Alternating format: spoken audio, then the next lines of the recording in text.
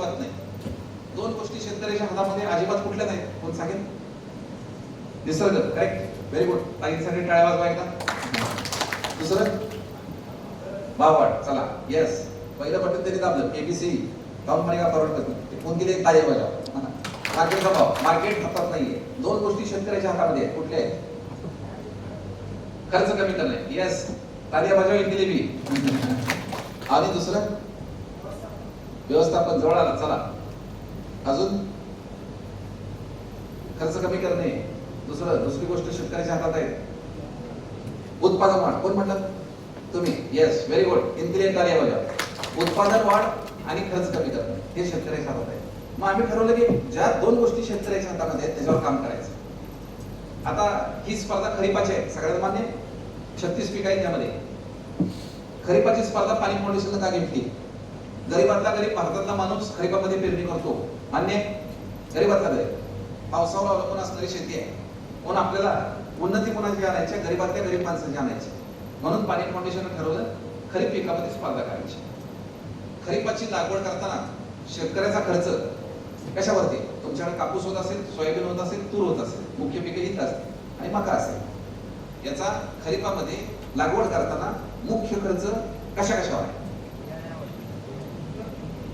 खते, बी बियाणे, अजून निविष्ठा, अजून मजूर. करेक्ट, मजूर. Very good. खते, बी बियाणं आणि मजूर हे दोन मुख्य खर्च आहेत खरीपामधल्या माणसाचा.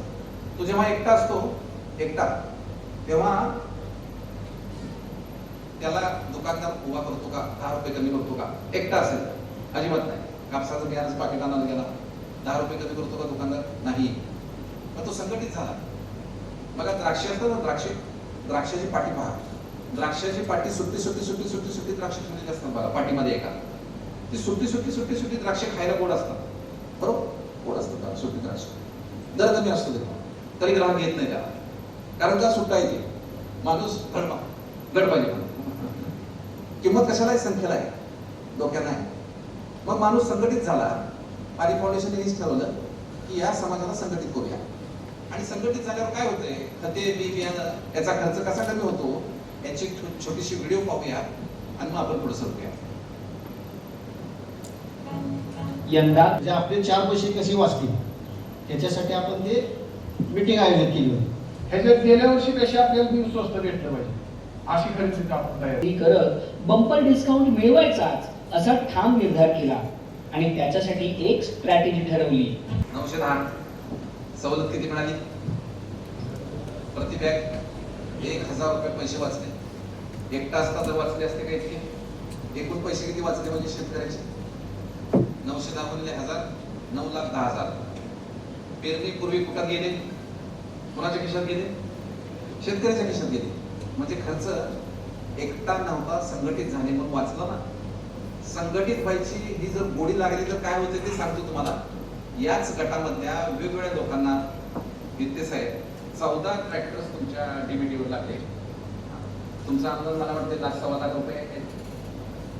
तर हे 14 जण वेगवेगळ्या गटातले होते जाधव साहेब. तरी सुद्धा हे एकत्र नाही याची सवयच लागली ना आता.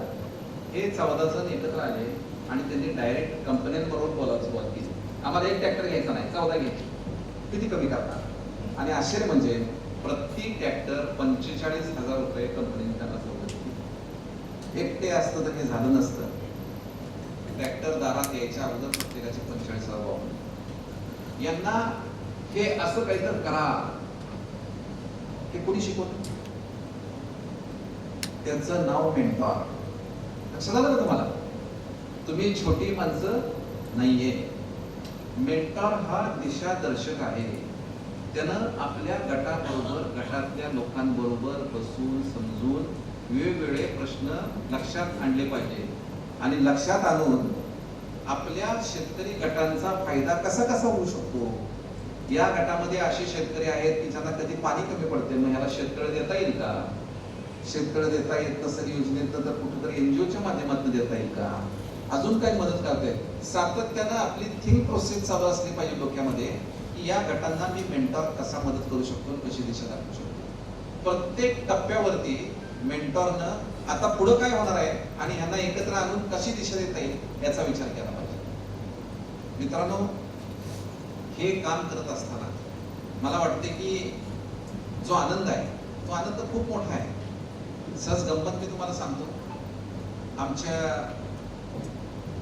फुलंब्री तालुक्यामध्ये एका शेतकऱ्याची सर म्हैस वाटली आणि डॉक्टर त्या शेतकऱ्याच्या गोठ्यापर्यंत पोहोचू शकत नव्हते वेळेत. शेतकरी हतबल झाला. आता म्हैस मृत्युमुखी पडणार हे त्याच्या लक्षात आलं. मग त्यांनी फोन केला तिथल्या तालुक्याचे आमचे समन्वयक मेंटॉरला, अस्लम भैयाला, की अस्लम भैया मला असा प्रॉब्लेम म्हशीमध्ये जाणवतोय, डॉक्टर काय पोहोचू शकत नाहीत, काय मदत करता येईल का हो? अस्लम भैयाला पण काय सुचेना, पण मेंटॉर हा धडपडी पाहिजे. त्या धडपडी माणसानं काय केलं, आमची शेती शाळाचे मुख्य जे आहेत मोहिते सर, ते पंढाळे सरला माहिती आहे, तुमच्याच कृषी विभागात ते आहेत, त्यांना फोन केला की मोहिते सर काय शेतकऱ्याला मदत करता येतील का? आपल्याला सुचत नसेल तर आपण विचारलं पाहिजे. मोहिते सर म्हणले मलाही सुचत नाही, पण आपली शेती शाळा पशुची पण चालते, त्या पशुसंवर्धनच्या शेती शाळेमधल्या डॉक्टरांना विचारूया आपल्याला काय मदत करता येईल का? त्यामध्ये आपण सर्वजण जाणता की महाराष्ट्रातले एक प्रसिद्ध वरिष्ठ शास्त्रज्ञ डॉक्टर मार्कंडेय यांना त्यांनी फोन केला आणि डॉक्टर मार्कंडेय म्हणले घाबरायचं नाही, शेतकऱ्याला सांगा गोठ्यात जा आणि गोठ्यात जाऊन तुझा व्हिडिओ कॉल मोबाईलचा चालू कर, तुला इथं बसून मी तुला ऑनलाईन डिलिव्हरी कशी करायची ती शिकवतो आणि शेतकऱ्याला ऑनलाईन डिलिव्हरी कशी करायची हे डॉक्टर मार्कंडेयांनी ऑनलाईन शिकवलं. वासरू बाहेर आलं. वासरू बाहेर आल्यावर सगळ्यांना आनंद झाला, पण सुप्रियाताई ब्लिडिंग चालू झालं. ब्लिडिंग चालू झाल्यावर काय करायचं? मग परत एकदा मार्कंडेय डॉक्टरने ऑनलाईन पॅथॉलॉजिस्ट आणले त्या क्षेत्रातले पशुसंवर्धन मध्ये आणि त्यांनी शिकवलं की आईस पॅक आत कसा ठेवायचा आणि ब्लिडिंग कसं थांबवायचं. मला सांगा, हे सगळं जे पुण्याचं काम म्हणजे एखाद्या शेतकऱ्याची म्हैस दगावणं, हे तुम्ही सगळे शेतकरी कुटुंबातले आहात आणि शेतकऱ्याबरोबर रोज काम करता, किती क्लेशकारक असतं हे मी सांगायची गरज नाही, बरोबर? पण ते बाळ वासरू म्हैस सगळी व्यवस्थित आहेत, ह्याची पुण्याई तुला लागली. मेंटॉर करेक्ट, पहिली मेंटॉरला, मग मोहिते सरांना, मग मार्केट डॉक्टरना, आणि मग तिची पुण्य आहे ती पासबुकामध्ये दर महिन्याला भरून मिळते को म्हैस वाचवली बाबा तू स्टेट बँकेत पासबुक भरून ये आहे का? अजिबात नाही. ती इथं आहे, ती दिसत नाही, ती आयुष्यभर तुमच्या बरोबर राहते. पासबुकामध्ये 1 मार्च 2026 ला पैसे किती होते हा आकडा सांगता येत नाही, पण हे आयुष्यभर तुम्ही प्रत्येक वर्षी सांगू शकाल. ही पुण्य मोठी आहे, याची किंमत नाही. मित्रांनो, संकटाच्या काळामध्ये माणूस एकमेकांच्या साथीला उभा राहणं हे आज जगामधलं अवघड काम होऊन बसलेलं आहे. आणि म्हणून माणूस जेव्हा दुःखात असतो, संकटात असतो, तो जो उभा राहतो तो खरा माणूस. अशा मला वाटते की या गटशेतीमुळे झालंय असं की एकमेकांच्या सुखदुःखामध्ये साथ देणारी माणसं उभा राहायला लागली. आणि मग अडचणीत आल्यावर माणूस मदतीला, गट मदतीला कशी येतात त्याची पुढची व्हिडिओ पाहूया आणि आपण पुढे जाऊया. मी घरी घरून 9 वाजतापर्यंत हे संकट काय आलं? पावसाचं. एकटा असता तर टिकला असता का? काय झालं असतं? एकटा असता तर सगळं सोयाबीन पाण्याखाली गेलं असतं, बरोबर आहे? मग भाड्याने घेतलेली शेती जी फेल झाली, पुढच्या वर्षी त्याला कृषी विभागामध्ये, उमेदमध्ये, पाटबंधारे विभागामध्ये नोकरी लागली असते त्या शेतकऱ्याला. त्याला काय करायला लागलं असतं? शेतीच करायला लागली असते. त्यासाठी त्याला पैसे लागले असते. फेल्युअर माणसाला बँक उभा करते का? अजिबात नाही. कोणाकडे गेला असता तो? सावकार किती टक्क्यानं काढलं असतं? हा, बरोबर सांगितलं तुम्ही. त्यानं सांगितलं मला 10% साहेब लागला असतं, 10% लागला असतं, महिना, वार्षिक नाही, बरोबर आहे? मग याच्या मदतीला आलं कोण? कोण आलं? गट. किती संख्या होती? किती लोक होते? 68. एक आहे का? 10 आहेत का? 68 लोक स्वखर्चानं आले, वेळेत आले, स्वतःचं जेवण घेऊन आले. शेतकऱ्यावर ताण होता मोठा, कारण ते इथून जोडले होते. त्यांना घ्या, इथून जोडले होते म्हणून कामाला वगैरे राहिले. माणसं आपल्याला इथून जोडायचे. ह्या 68 शेतकरी इथपर्यंत पोहोचते. यांना कळलं कसं? मेसेज किती वाजता?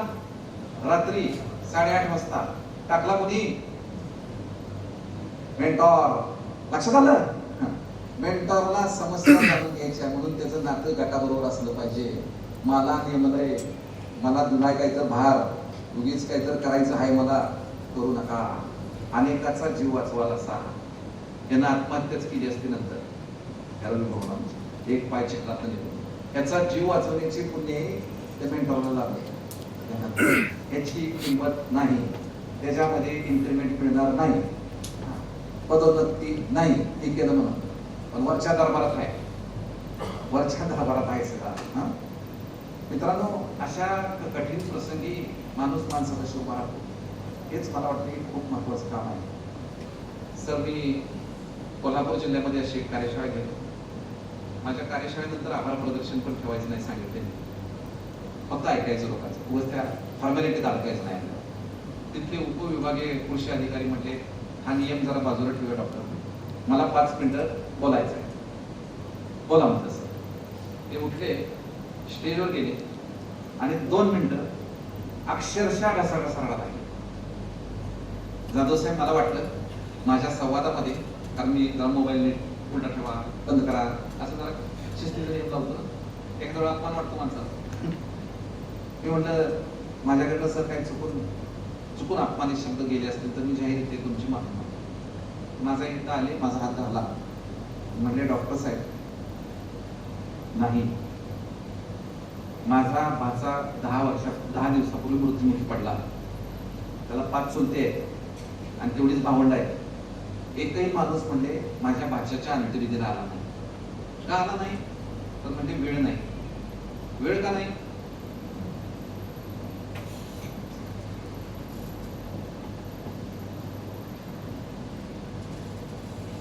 वेळ नाही म्हणले. मग त्याचा अंत्यविधी कुणी केला? त्याचा अंत्यविधी तो एका भजनी मंडळात म्हणले डॉक्टर साहेब. त्या भजनी मंडळाचे लोक आले आणि त्यांनी त्याचा अंत्यविधी केला. मग भजनी मंडळ हा एक गट आहे जो जीवाभावानं जोडलेला, ध्यानात घ्या. अशी जीवाभावाची माणसं जोडण्यासाठी तुम्ही जी चळवळ चालू केली आहे ती अद्वितीय. ही नुसती शेतीमध्ये परिवर्तन आलेलं असं नाही, तर ती अनेक गोष्टींमध्ये परिवर्तन आले. आणि म्हणून मला वाटतं की नुसतं ह्या गटशेतीकडं, या दृष्टिकोनातलं पाहायचं नाही.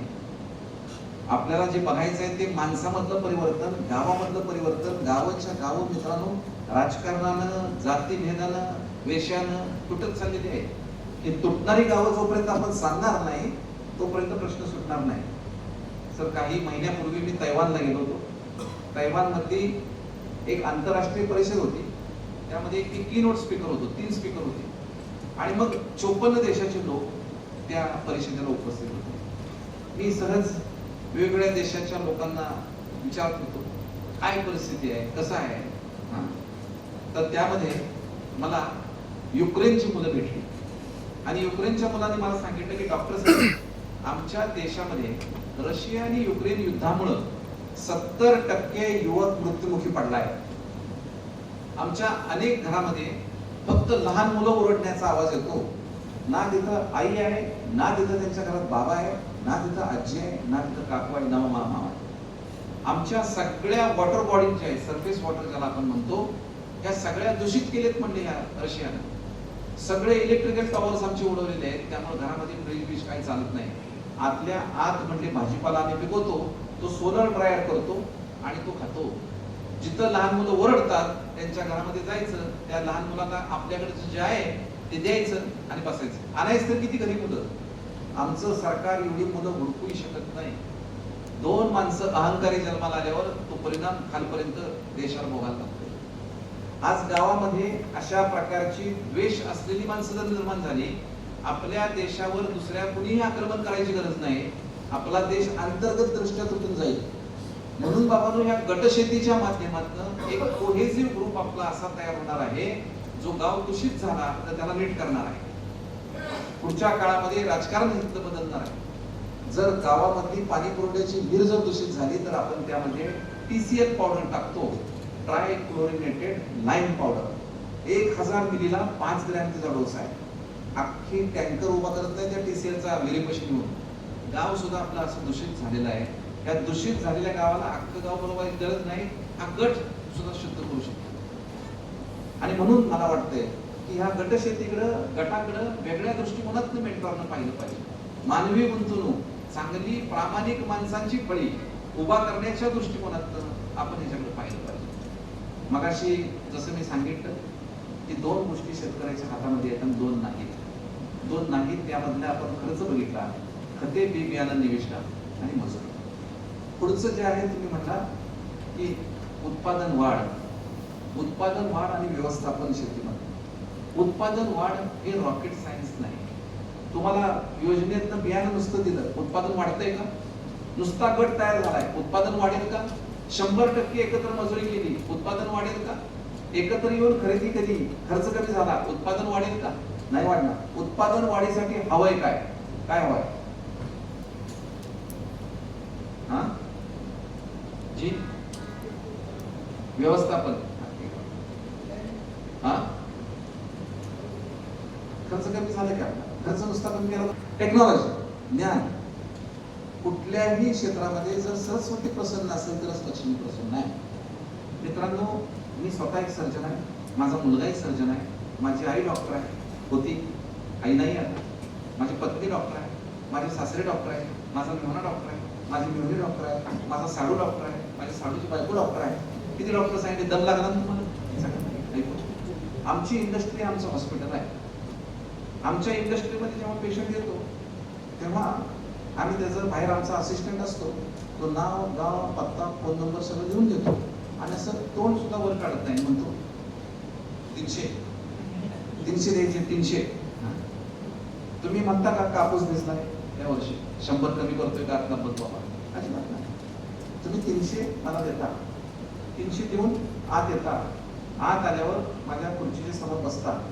खुर्चीच्या समोर बसल्यावर मी तुम्हाला विचारतो काय झालंय? तुम्ही म्हणता डॉक्टर साहेब पोट दुखतंय. मी म्हणतो कधीपासून दुखतंय? तर गेले 8 दिवस जास्त दुखतंय. आपण थोडं दुखत होतं, आज जरा जास्त. मग मी म्हणतो झोपा. झोपल्यानंतर मी स्टेथोस्कोप कानाला लावतो, तपासतो. तुम्ही म्हणता इथंच. मी म्हणतो खाली या. खाली आल्यानंतर मी लगेच 3 कागद घेतो.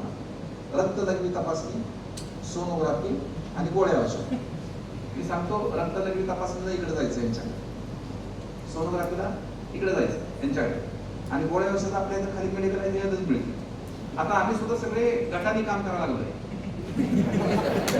लक्षात आलं का तुमच्या?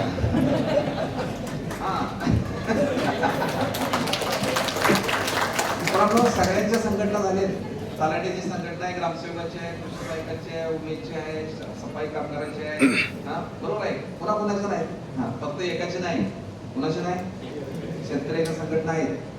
मी सांगतो ती संघटना उभा करायची आपल्याला. आता ज्ञानाची लालसा असणारी शेतकऱ्याची संघटना नाही. ज्ञानाची लालसा, ज्ञानाची तडफड असणाऱ्या शेतकऱ्यांची संघटना नाही. एक कृषी भूषण गावात आहे, आजूबाजूला अंधार आहे.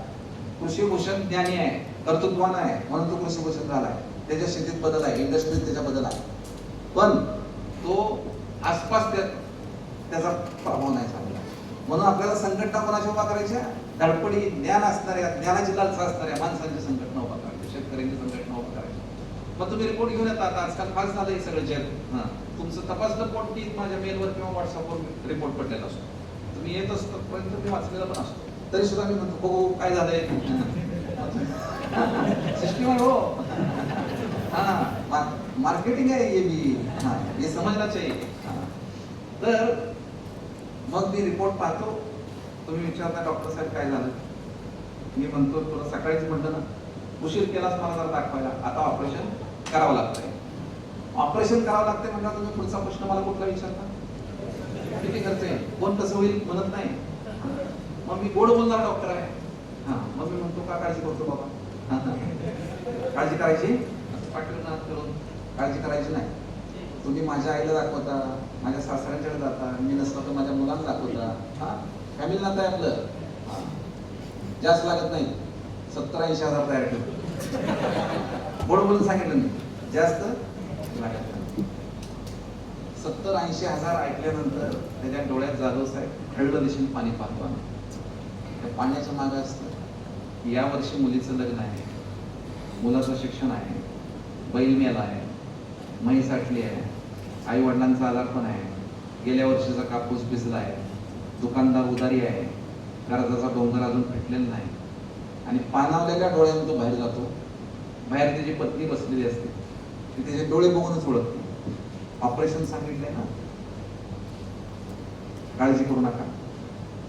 माझ्या ह्या कानातलं, माझ्या गळ्यातलं, माझ्या हातात सगळं मुरू, माझा दागिना, आमचा दागिना तुम्हीचा हात, तुमचं ऑपरेशन करू.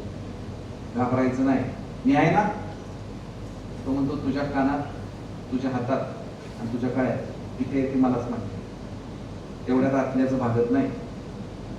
आपण एखादा जमिनीचा तुकडा विकू, जमिनीचा तुकडा विकल्यावर म्हणल्यावर जमिनीवर तर आपलं चाललंय पोट, ते विकून कसं चालायचं. थांबा म्हणते आणि फोन काढते आणि फोन लावते पहिला बचत गटाच्या अध्यक्षाला. उमेद है, इसलिए उमेद है. त्या उमेदनं अनेकांचं कुंकू वाचवलंय, अनेक गावातले सावकार हद्दपार केले. सर दोन प्रकारचे विकास आहेत या देशामध्ये, एक आहे दृश्य विकास आणि एक आहे अदृश्य विकास. त्या दृश्य विकासामध्ये सभागृह आहे, ज्याला माझं बाहेर पाठी आहे, यांनी उद्घाटन केलं. त्या दृश्य विकासामध्ये ओव्हरब्रिज आहे, तुमच्या गावात जाणार असते, त्या ओव्हरब्रिजच्या खाली पाठी आहे, यांनी उद्घाटन केलं, ह्या कंपनीनं मानला. पण त्या अदृश्य विकासामध्ये त्या CRPचं नाव कुठे येत नाही, हिने याचं कुंकू वाचवलं. त्या कृषी सहाय्यकाचं कुठं नाव येत नाही, यानं ह्याचा सेंद्रिय कर्म वाढवला आहे. ह्याच्यामुळे हे डाळिंब पिकलंय.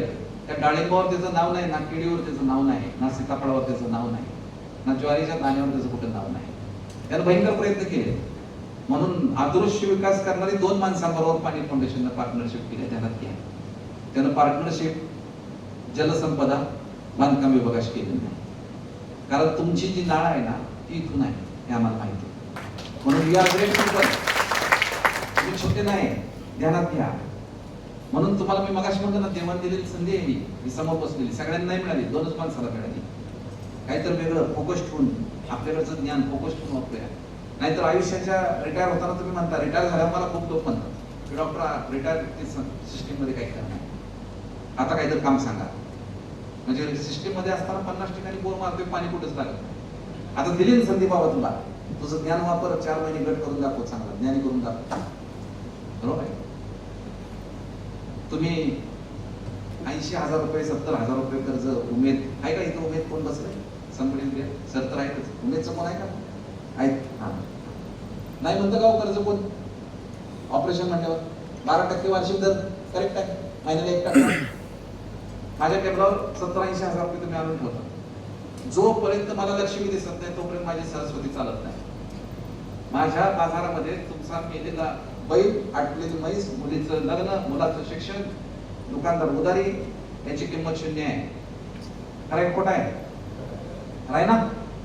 माझ्या बाजारामध्ये मला एक कळतं, माझा पेशंट माझी जबाबदारी. मला तुम्ही 300 रुपये पण दिले, बघा नाक कचकुच करता, मला तुम्ही 70-80,000 रुपये पण दिले, कुठलीही न करता कर्ज काढून माझी ही किंमत कशाची आहे? कशाची आहे? ज्ञानाची आहे. माझी इंडस्ट्री कुठली? माझं हॉस्पिटल. शेतकऱ्याची इंडस्ट्री कुठली? तुम्ही सांगितलं शेती. त्याची इंडस्ट्री चालवायला त्याच्याकडे परिपूर्ण ज्ञान आहे का? एवढं सांगा. परिपूर्ण ज्ञान नाही. मग हे परिपूर्ण ज्ञान त्याला देण्यासाठी आपल्याला त्याला डिजिटल शेती शाळेत बसवायचं.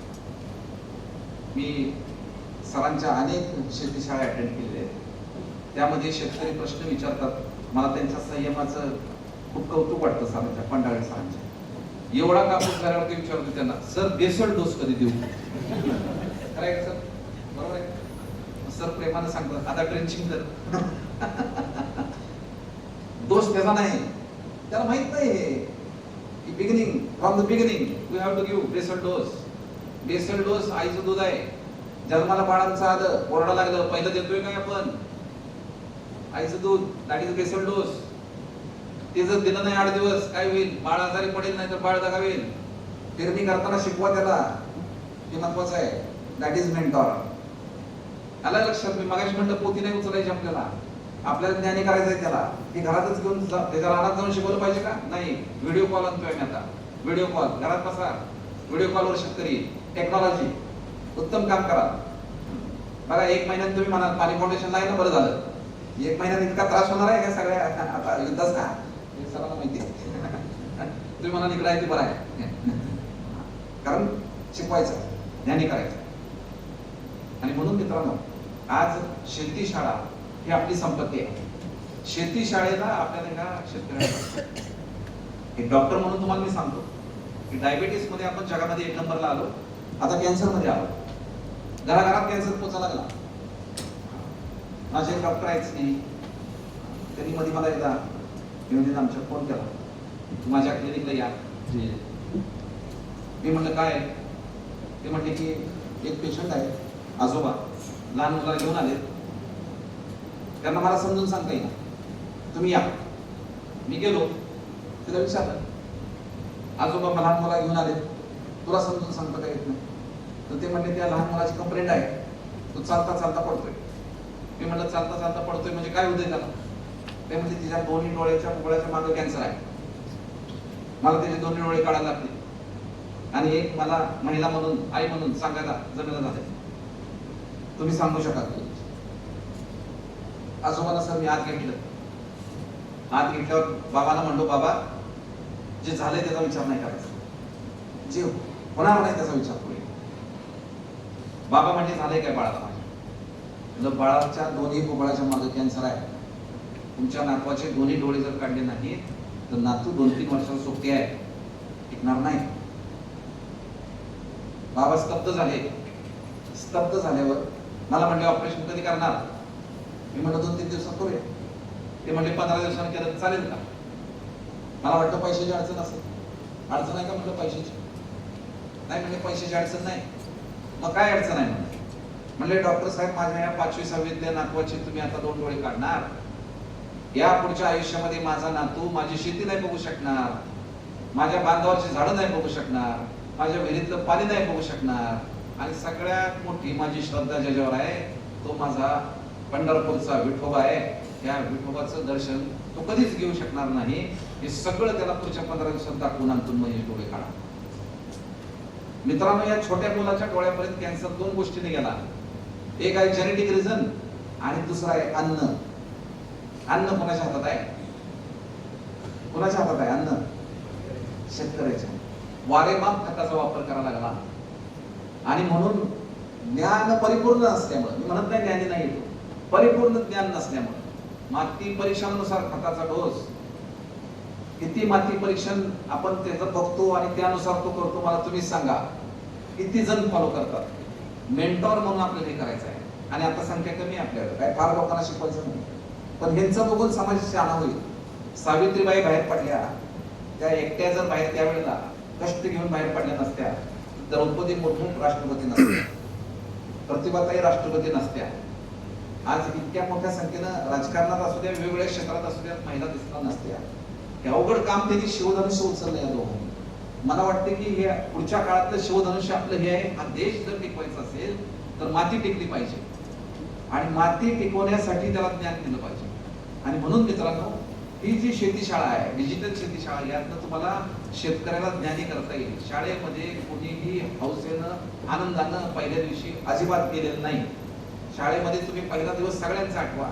तुम्ही म्हणला का आई मला शाळेत घातलं, बाबा मला तुम्ही शाळेत घातलं, भरा दप्तर, लावा पावडर, फाडा भांग, भरा डबा, मी चाललो शाळेत, छान रे छान. अजिबात ना. आदळापट केली अनेकांनी, 1% गेले असतील, मी सांगतोय तसं, बाकीच्यांनी आदळापट केली. पण शाळेत गेल्यावर घुसलं कोण? हृदयामध्ये गुरुजी. गुरुपौर्णिमेला आठवा, इथं घुसला तोच लक्षात आहे. MSc अग्री वस्तूपर्यंत अनेक शिक्षक शिकवले, पण इथं घुसलेला लक्षात आहे. तुम्ही इथं घुसायचं आहे मेंटॉर म्हणून, आयुष्यभर लक्षात होणार आहे तुम्हाला. तो आमिर खानला लक्षात नाही होणार, तो त्या जाधव साहेबांना नाही लक्षात होणार, तो मेंटॉरला लक्षात होणार आहे, कारण तुमचं नातं तयार होणार आहे. That is mentor. आणि म्हणून हे जर ज्ञान परिपूर्ण आलं डिजिटल शेती शाळेच्या माध्यमातून, तर विषमुक्त अन्नाकडे जाऊ. आज क्रायसिस काय निर्माण होणार आहे पुढच्या महिन्यामध्ये? खत. हे आज होतील, युद्ध संपलं तरी राहतील, पण आपला देश स्वयंपूर्णतेकडे अशा बाबतीमध्ये हळूहळू नैसर्गिक शेतीकडे कसं घेऊन जाता येईल याचा विचार आपण केला पाहिजे. आणि जर अशा पद्धतीचं अन्न जर निर्माण झालं तर त्याला पैसे देणारे सुद्धा लोक दारामध्ये येणार आहेत. त्याची एक छोटीशी कथा पाहूया, पुढे जाऊया. तुरीला जास्त मिळाला 1100 रुपये. काहीतरी वेगळं होतं म्हणून मिळालं विषमुक्त. खपली गावातनं पैसे किती मिळाले? 50 लाख. वेगळं होतं म्हणून काहीतरी मिळालं नाही. जिथं वेगळं पण आहे तिथं यश आहे. तुमच्याकडे जर दर्जा असेल तर दारात माणसं येणार आहेत. तुमच्या सहज माहितीसाठी सांगतो, आम्ही आता एक प्रयोग चालू केला आहे की विषमुक्त बाजार हे प्रत्येक तालुक्याला करता येईल का. त्याची सुरुवात आम्ही एका तालुक्यात नाही केली. आम्ही प्रयोग पहिल्यांदा छोटा करतो. जसं मागच्या वर्षी वर्धा जिल्ह्यामध्ये पूर्ण राज्यात जायचं होतं आम्हाला, तेव्हा अखंड जिल्हा घेता येतोय का हा प्रयोग आम्ही केला. त्यामध्ये सुप्रियाताई होत्या की त्यांना माहिती आहे की वर्धा जिल्हा मी अखंड घेतला होता, एकमेव होता, बाकी नव्हते. आणि मग या वर्षी पूर्ण राज्यात आलो. तसा एक प्रयोग आम्ही करमाळ्यात सुरू केला. करमाळ्यामध्ये आपले काही गट, एक गट पहिला आला कुंभारगावचा. तो गट पहिला आल्यानंतर आसपासच्या मध्ये शेतकऱ्यांमध्ये सुद्धा उत्साह निर्माण झाला आणि विषमुक्त भाजीपाला करायचं असं त्यांनी धोरण आखलं. मी म्हटलं की विषमुक्त भाजीपाला करणं एखाद्या वेळेला सोपं आहे, ज्ञानाची गोष्ट आहे ती, पण विकणं खूप अवघड आहे. मग सगळ्यात पहिल्यांदा ग्राहक तयार करूया म्हणून. आणि मग आम्ही सगळ्या त्या करमाळा शहरामध्ये खूप मोठं कॅम्पेनिंग केलं की विषमुक्त भाजीपाला ज्याला हवा आहे त्यांच्यासाठी एक मिटिंग आहे. त्या मिटिंगला तुम्ही या. 650 लोक मिटिंगला आले आणि त्या शेतकऱ्यांना मी उभा केलं समोर. म्हणजे भगतसिंग व्हायला निघाले सगळे, फास घ्यायचा आहे म्हणजे. एखाद्या वेळी फेल जाणार आहेत, पण तुम्ही त्यांच्या मागे उभा राहायला पाहिजे, तरच हे विषमुक्त करतील आणि तुम्हाला विषमुक्त अन्न मिळेल. चळवळ चांगली निर्माण झाली मित्रांनो. आणि आता आठवड्याला 2दा बाजार भरतो विषमुक्त भाजीपाल्याचा. या भाजीपाल्याच्या बाजारची खासियत एक आहे, ती स्पेशालिटी सांगतो. कारण का सात्विक ग्राहक तयार झालाय आणि सात्विक शेतकरी तयार केला. एक बाजूला पूर्णपणे प्रामाणिक शेतकरी आहे जो विषमुक्त करतोय, आणि एक बाजूला त्याच्यावर विश्वास पूर्णपणे राहिलेला ग्राहक तयार झाला. या बाजाराची खासियत अशी आहे, वर्षभराचा दर फिक्स आहे. म्हणजे शेवग्याची शेंग 120 रुपये किलो, ती वर्षभर 120 रुपये आहे. मध्ये ती 350 झाली होती तरी ग्राहकाला 120 नच शेतकरी देत होते. आणि मध्ये ती 40 रुपये लागली तेव्हा ग्राहक 120 नच घेत होता.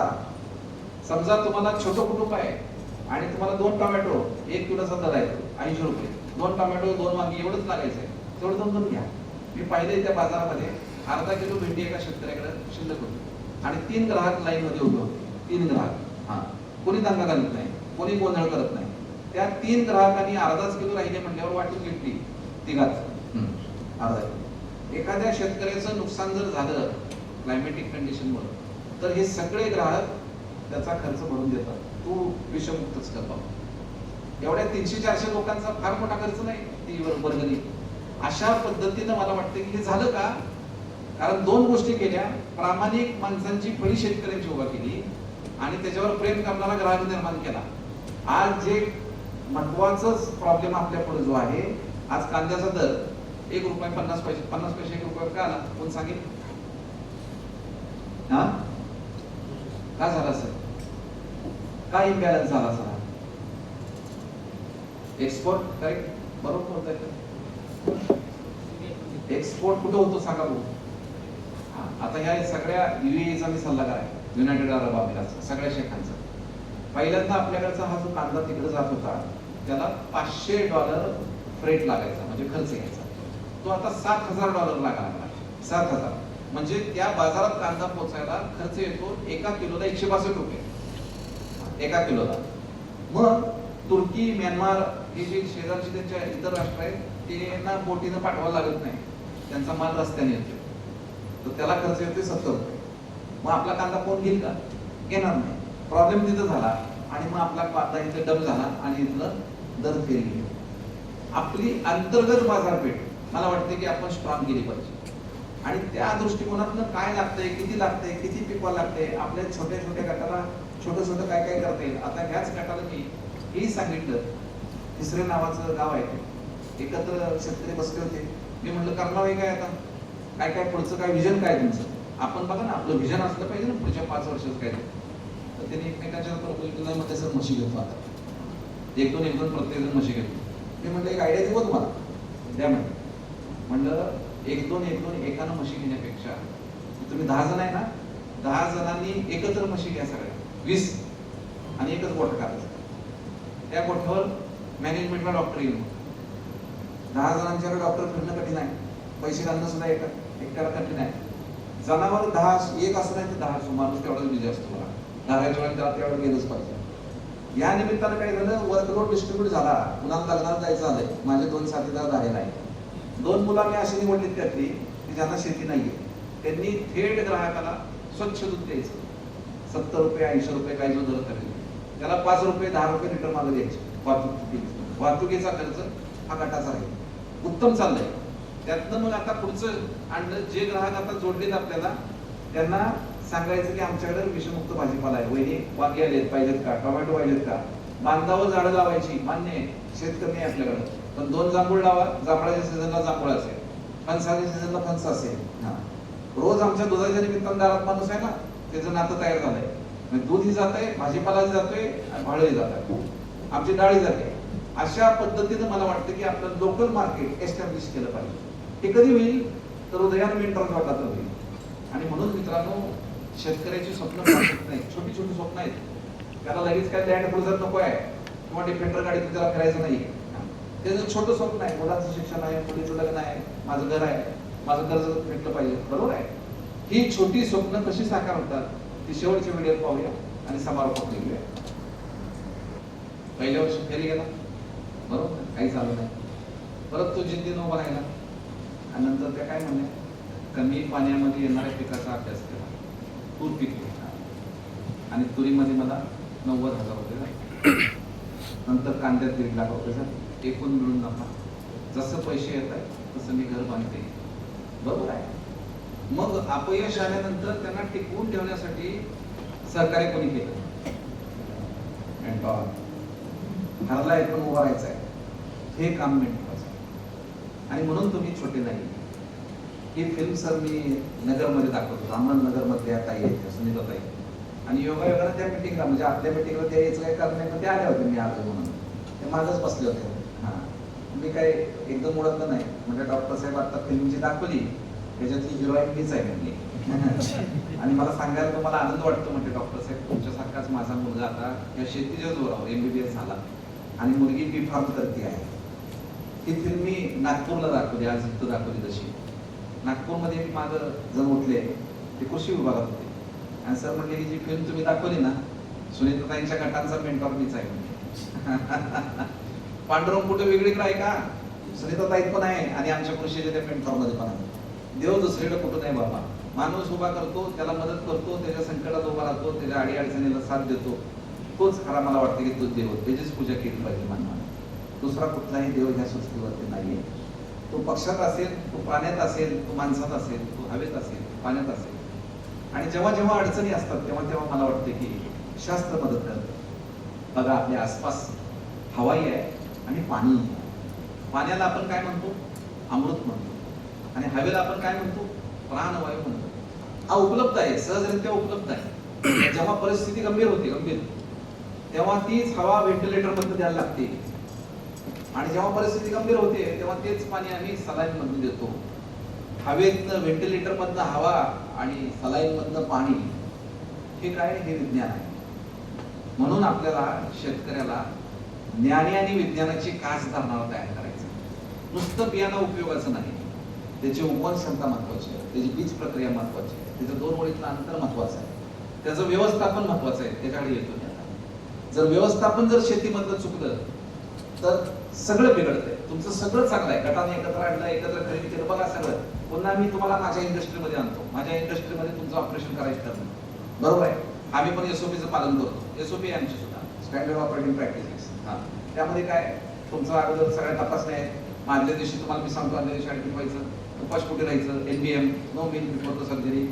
सकाळी 8 वाजता तुमचं ऑपरेशन करू, ॲनेस्थेसिस आला, आमचं चांगलं OT चांगलं आहे, आमचं हॉस्पिटल चांगलं आहे, दर कमी आहे, सगळं आहे, डॉक्टर चांगला आहे, एव्हरीथिंग इज फाईन. हां, मग ऑपरेशन चालू होतं. ऑपरेशन चाललं मला आमचा मुलगा सगळे पटपट पटपट पटपट पटपट हाताला देतोय. शेवटची माझी SOP कुठली असेल? शेवटची SOP ऑपरेशन मधली, हा, स्टिचेस, करेक्ट, टाकी टाकणार ना. मी असा हात केला, माझा मुलगा मला निळच, धागा, सुई, 3च. तुम्हाला सर एक घोटाळा झालाय. म्हणलं काय झालं? आपला दवाखान्यातला माझा दोरा संपलाय. म्हणलं कसं काय सर? नाही मला झालंय सर. फोन कर म्हणलं डीलरला. डीलरला फोन केला. डीलर म्हणला काळजी करू नका, आत्ताच्या आत्ता कुरिअर करतो, 4 दिवसात पोहोचवेल. 4 दिवसात पोहोचवेल. पेशंटला बाहेर आणलं. पेशंटला बाहेर आणल्यावर मी म्हणलं तुम्हाला पेशंटशी नातं चांगलं सगळं चांगलं, माझे सगळे एसओपी चांगलं, सगळ्या नातेवाईकांना सांगितलं ऑपरेशन चांगलं झालंय, फक्त ह्याचं एक 4 दिवस उघडं राहिले, दोरा आला ना दोरा मी शिवून देतो. माझी इंडस्ट्री चालत राहू, म्हणजे माझ्या इंडस्ट्रीमध्ये माझं व्यवस्थापन सोप पाहिजे का नाही. म्हणजे पेरणीनंतर ओळखणी योग्य वेळेत केली नाही तर वाटतंय ना, मग पाठीवर घ्यायला लागतं ना पंप. मग हे व्यवस्थापन योग्य वेळेत करतोय का माझा शेतकरी, हे प्रत्यक्ष घेऊन व्हिडिओ कॉलच्या माध्यमातून तुम्हाला बघायचं आहे. That is the mentor role. तो मेंटॉरचा रोल आहे. हे व्यवस्थापन त्याचं चुकलं, सगळं बरोबर आहे, गट करताना मी पुढे आहे, त्याच्यावर 10 मीटिंग केल्या, खरेदीला मी एकत्र होते, सगळं केलं, पण या व्यवस्थापनात चुकला इंडस्ट्री केला. म्हणून हे व्यवस्थापन त्याच्या अंगवळणी पाडायचे. ते व्यवस्थापन आज शेतकऱ्यांच्या अनेक ठिकाणी अंगवळणी नाही, ते पाडायचं, त्याचं नाव आहे मेंटॉर. आणि म्हणून मित्रांनो, हे आनंदाची वाट मला वाटते की आपल्या सगळ्यांना मिळालेली आहे आमच्या या चळवळीच्या माध्यमातून. या आनंदाच्या वाटेवर आपण सगळेजण चाललो. मी गेले 30 वर्ष ग्रामीण भागाच्या या कामाच्या वेगवेगळ्या ठिकाणी फिरतोय. एक सर्जन असताना माझ्या एक प्राध्यापक मित्रांनी पंडाळे सर मध्ये मला प्रश्न विचारला की डॉक्टर साहेब, तुम्ही इतके वर्ष हे सगळं ग्रामीण भागामध्ये फिरताय, काम करताय, तुम्हाला काय मिळतो यातनं? म्हटले मी म्हटलं मला आनंद मिळतो. ते म्हटले मी पण रोज संध्याकाळी घेतो म्हटले डॉक्टर साहेब, मलाही आनंद मिळतो. म्हटलं बरोबर आहे, म्हटलं 2 आनंदामध्ये फरक आहे. म्हटलं माझ्या आनंदाला समाजाची मान्यता आहे, तुमच्या मान्यता आहे ना, मी जे बोललोय त्याला बरोबर आहे. तुमच्या आनंदाला घरी जाऊन वहिनींना विचारायचं, वहिनींची मान्यता आहे का? वहिनींची मान्यता नाही. तुमच्या आनंदातनं व्यक्तिगत विध्वंस आहे, माझ्या आनंदातनं एखाद्या वेळेला निर्मिती आहे. म्हणजे आज 4 मिनिटांनी जर हे ज्ञान पोहोचवलं तर त्या शेतकऱ्याची इंडस्ट्री बदलणार आहे. त्याचा जो आनंद आहे, निर्मिती आहे, निर्मितीचा आनंद हा वेगळा असतो. हा निर्मितीचा आनंद आपण सर्वजण पुढच्या काळामध्ये लुटूया आणि या नांदेडमधल्या शेतकऱ्यांचं भरभरून आपण यश मिळवून दाखवूया, हीच अपेक्षा या प्रसंगी व्यक्त करतो आणि थांबतो. धन्यवाद आणि नमस्कार.